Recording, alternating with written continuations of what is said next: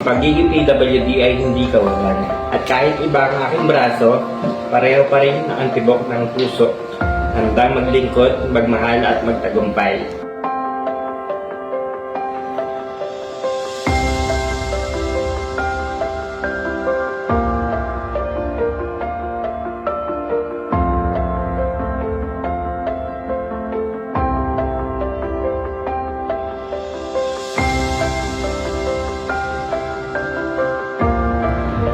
Hi, ako po si Gio, Billing Head ng ACE Santa Maria Medical Center.